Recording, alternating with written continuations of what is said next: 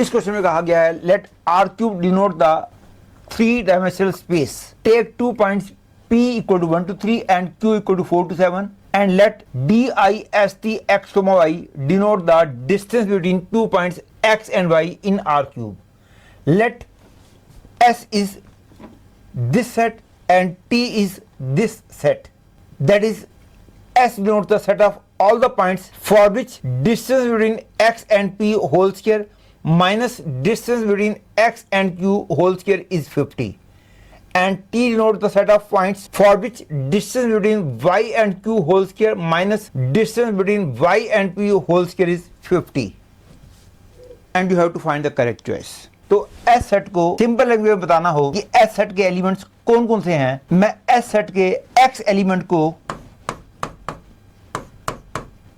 X Y Z मान लेता हूं, मतलब कि x जो पॉइंट है उसके कोऑर्डिनेट्स x y z हैं। तो according to this condition point x का p से डिस्टेंस का स्क्वायर माइनस पॉइंट x का q से डिस्टेंस का स्क्वायर जो है 50 है। तो पॉइंट x का p से डिस्टेंस का मैं स्क्वायर निकालता हूं, तो this means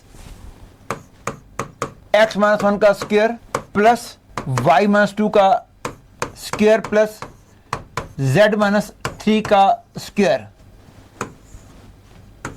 minus x minus 4 का स्क्वायर y माइनस 2 का स्क्वायर प्लस z माइनस 7 का स्क्वायर जो है वो 50 दे रखा है। और इसको ओपन करेंगे तो x square y square z square तो कैंसिल हो जाएंगे। यहां से आएगा माइनस 2x, यहां से आएगा प्लस 8x, तो 6x, यहां से माइनस 4y, यहां से प्लस 4y कैंसिल हो जाएंगे। यहां से माइनस 6z, यहां से प्लस 14z, तो प्लस 8z, यहां से आएगा 1 plus 4 plus 9 minus 16 plus 4 plus 49, that is आएगा minus 55 equal to 50, that is I will get 6x plus 8z equal to 105। और क्योंकि एक लीनियर इक्वेशन है, it means this equation represent a plane, मतलब कि एस सेट में जो भी एलिमेंट्स आएंगे वो सारे पॉइंट इस प्लेन पे लाई करेंगे। And now let me find the set T. Clearly T set में वो सारे पॉइंट्स आएंगे जो कि इस कंडीशन को सेटिस्फाई करेंगे कि y का q से डिस्टेंस का स्क्वायर माइनस y का p से डिस्टेंस का स्क्वायर जो है वो 50 हो। एंड नाउ अब y को मैं एक्स वाई जेड मान लेता हूं, मतलब कि y के कोऑर्डिनेट मैंने एक्स वाई जेड मान लिए। ध्यान रखो y इस पॉइंट का नाम है। Then according to this condition y का q से डिस्टेंस का स्क्वायर माइनस y का p से डिस्टेंस का स्क्वायर जो है वो 50 है। That is x minus 4 whole square plus y minus 2 whole square plus z minus 7 whole square minus x minus 1 whole square plus y minus 2 whole square plus z minus 3 whole square is equal to 50। और अब मैं इसको simplify कर रहा हूं, बस जरा सा फर्क है। पिछली वाली इक्वेशन में ये पहले था, ये बाद में था, इसमें ये पहले है, ये बाद में है।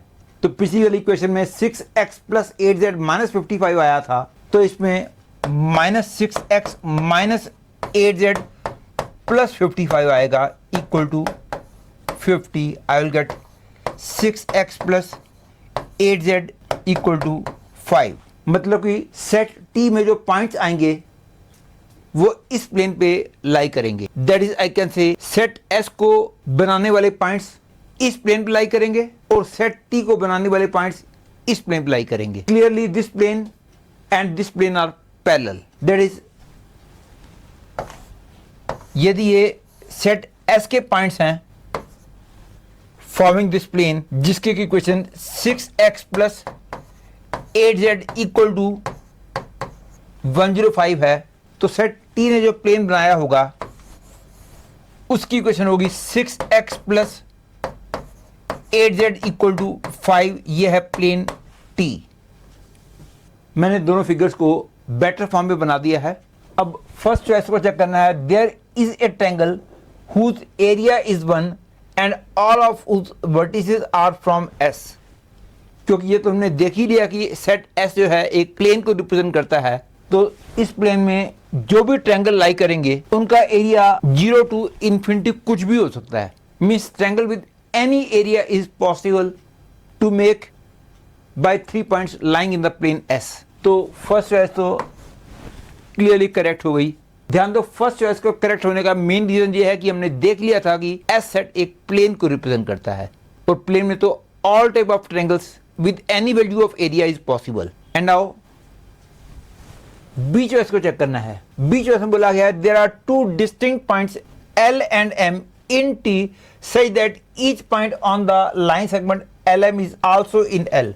क्योंकि ये तो हमने देख ही लिया कि T सेट भी एक प्लेन को रिप्रेजेंट करता है, तो यदि L और M ये दोनों पॉइंट्स प्लेन में लाई करते हैं तो इस लाइन सेगमेंट के बीच का हर एक पॉइंट प्लेन में लाई करेगा। Therefore this choice becomes correct choice, that is this is correct। C choice को चेक करना है। There are infinitely many rectangles of perimeter 48, 2 of whose vertices are from S and other 2 are from T। इस question को करने के लिए पहले मैं इन दोनों प्लेन्स के बीच का डिस्टेंस निकाल देता हूं, और इन दोनों प्लेन्स के बीच का डिस्टेंस निकालना तो बिल्कुल ही आसान है। This is 105 - 5 mod upon under root 6 square plus 8 square, that is 100 upon 10, that is 10। मतलब कि इन दोनों प्लेन्स के बीच का डिस्टेंस 10 है। और सी चॉइस को चेक करने का मतलब ऐसे इनफाइनाइट नंबर ऑफ रेक्टेंगल्स हैं जिनका पेरीमीटर 48 है, और उस रेक्टेंगल के 2 वर्टिसेस प्लेन S में हैं और 2 वर्टिसेस प्लेन T पे हैं। सबसे सिंपल रेक्टेंगल तो ये होगा जब 2 प्लेन्स ये हैं, ये डिस्टेंस 10 है, यदि मैं ये लेंथ 14, ये लेंथ भी 14, ये 10 और ये 10 ले लूं,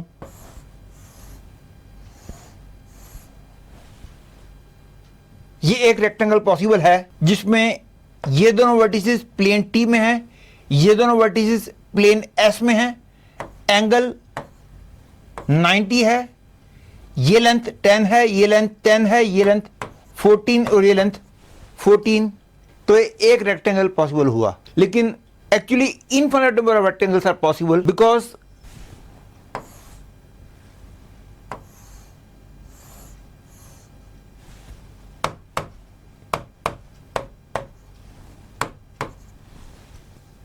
ये भी एक रेक्टेंगल पॉसिबल है जिसमें दोनों पॉइंट्स प्लेन S में हैं, ये दोनों पॉइंट्स प्लेन T में हैं, और ये angle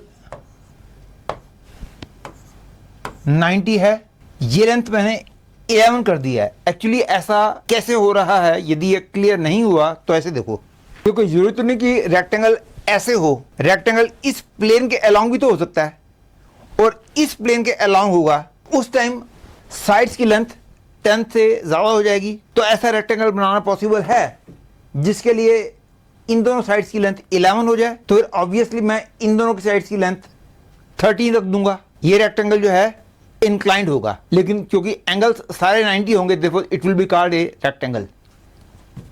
therefore C choice becomes correct choice. और डी चॉइस का मतलब है हमने ये चेक करना है कि एक ऐसा स्क्वायर है जिसका पेरीमीटर 48 है, तो उसकी 2 वर्टिसेस सेट S में हैं और 2 वर्टिसेस सेट T में हैं, और पेरीमीटर 48 का मतलब स्क्वायर के हर एक साइड की लेंथ 12 है। Obviously this is possible. जैसे कि पिछले केस में मैंने इंक्लाइन करके साइड की लेंथ 11 ले ली थी, थोड़ा और ज्यादा इंक्लाइन कर दूंगा तो साइड्स की लेंथ मैं 12 बना सकता हूं। मतलब कि मैं एक ऐसा रेक्टेंगल बना सकता हूं जिसकी सारी साइड्स की लेंथ 12 है, और क्योंकि ये rectangle with all the sides 12 will become a square, therefore D choice is also correct.